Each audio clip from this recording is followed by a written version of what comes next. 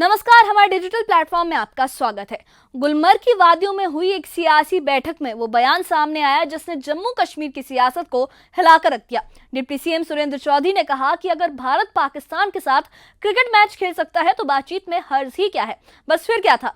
इस एक लाइन ने जैसे सियासी सरहदों को हिलाकर रख दिया हो। बीजेपी से लेकर विपक्षी दलों तक हर कोई अब इस बयान पर अपनी अपनी राय दे रहा है। किसी ने इसे शांति की पहल बताया है तो किसी ने इसे नेशनल कॉन्फ्रेंस की आतंकवाद के लिए सॉफ्ट पॉलिसी का हिस्सा करार दिया। क्या यह बयान वाकई बातचीत के नए रास्ते खोल सकता है या फिर ये सिर्फ एक सियासी दांव है।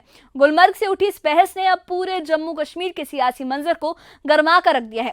देखिए ये खास रिपोर्ट जिसमें सियासत के हर रंग और बयान के हर मायने पर गहराई से बात करेंगे। देखिए ये खास रिपोर्ट।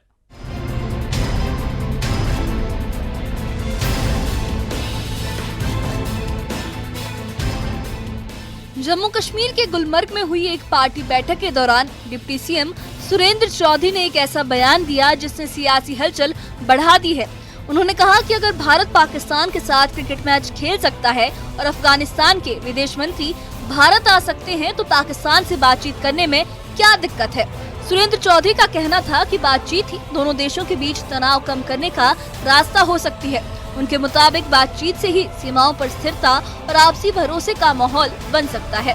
जंग किसी मसले का हल नहीं।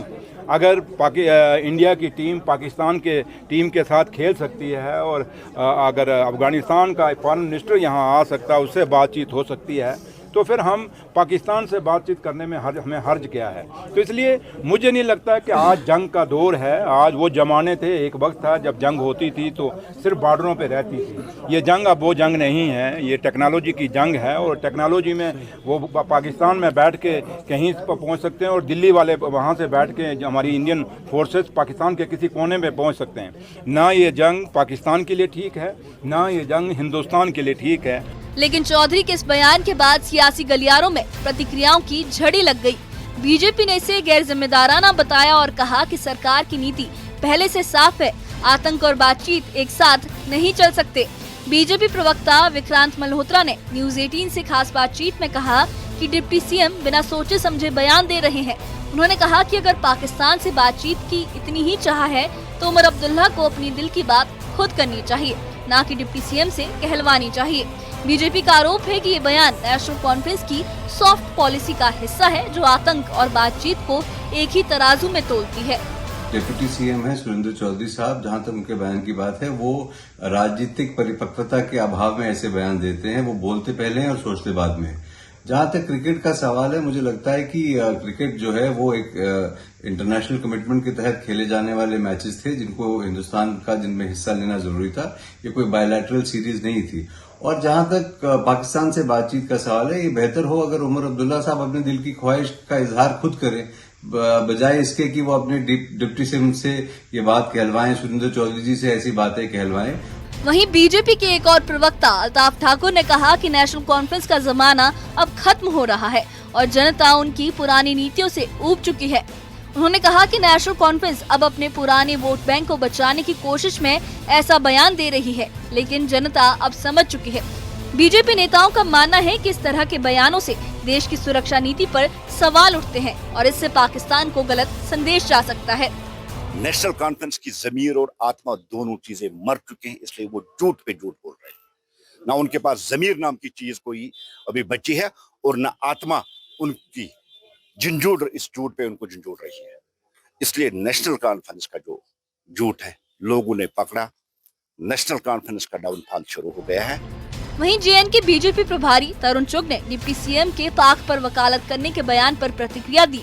चुग ने एनसी पर निशाना साधते हुए कहा कि नेशनल कॉन्फ्रेंस के सारे नेता लगातार पाकिस्तान के साथ बातचीत की वकालत करते हैं। उन्होंने कहा कि टेरर एंड टॉक एक साथ नहीं हो सकता। चुग ने इस बयान को दुर्भाग्यपूर्ण बताया है। नेशनल कॉन्फ्रेंस के सभी नेता लगातार पाकिस्तान प्रस्त बयान दे रहे हैं।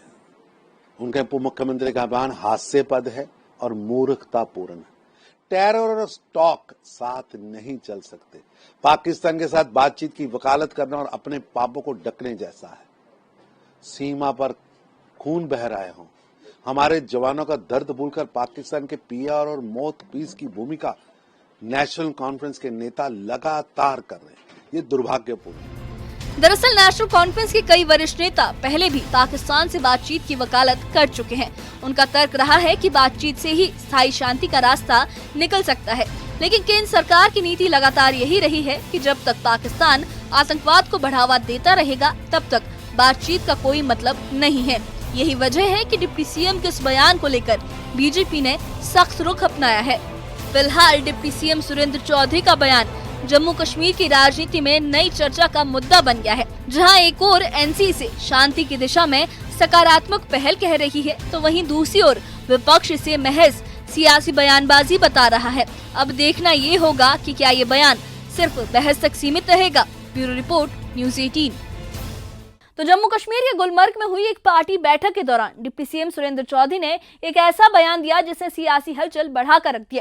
उन्होंने कहा कि अगर भारत पाकिस्तान के साथ क्रिकेट मैच खेल सकता है और अफगानिस्तान के विदेश मंत्री भारत आ सकते हैं, तो पाकिस्तान से बातचीत करने में क्या दिक्कत है। सुरेंद्र चौधरी का कहना था कि बातचीत ही दोनों देशों के बीच तनाव कम करने का रास्ता हो सकती है। उनके मुताबिक बातचीत से ही सीमाओं पर स्थिरता और आपसी भरोसे का माहौल बन सकता है। लेकिन चौधरी के इस बयान के बाद सियासी गलियारों में प्रतिक्रियाओं की झड़ी लग गई।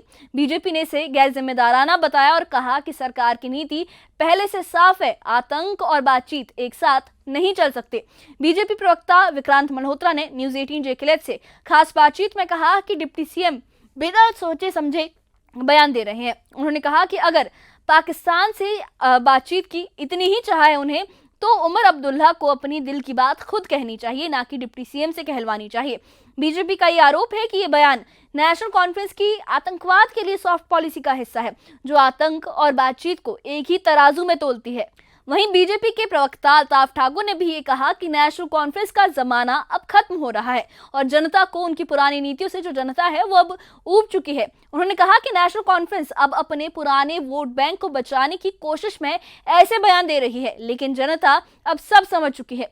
बीजेपी नेताओं का मानना है कि इस तरह के बयानों से देश की सुरक्षा नीति पर सवाल उठते हैं और इससे पाकिस्तान को गलत संदेश जा रहा है।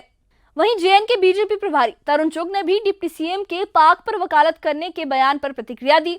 चुग ने एनसी पर निशाना साधते हुए कहा कि नेशनल कॉन्फ्रेंस के सारे नेता लगातार पाकिस्तान के साथ बातचीत की वकालत करते हैं। उन्होंने कहा कि टेरर एंड टॉक एक साथ नहीं हो सकते। चुग ने डिप्टी सीएम के इस बयान को दुर्भाग्यपूर्ण भी बताया है।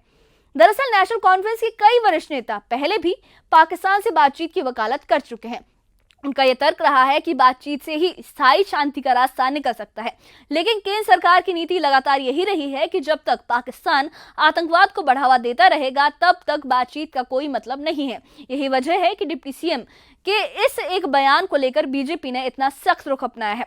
फिलहाल डिप्टी सीएम सुरेंद्र चौधरी का बयान जम्मू कश्मीर की राजनीति में नई चर्चा का मुद्दा बन गया है। जहां एक ओर इसे शांति की दिशा में सकारात्मक पहल कहा जा रहा है, वहीं दूसरी ओर विपक्ष इसे महज सियासी बयानबाजी बता रहा है। अब देखना यह होगा कि क्या यह बयान सिर्फ बहस तक सीमित रहेगा।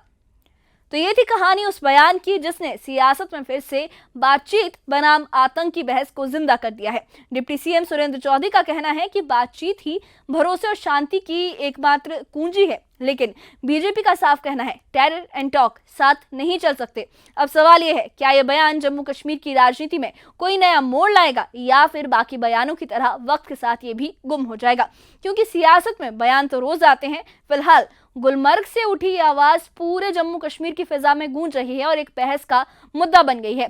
लेकिन इस बारे में आपकी क्या राय है, हमें कमेंट बॉक्स में अपनी राय जरूर बताइए। और इससे जुड़े अपडेट्स के लिए और ऐसी ही खबरों के लिए हमारे चैनल के साथ बने रहिए। हमारे चैनल को सब्सक्राइब करिए। शुक्रिया।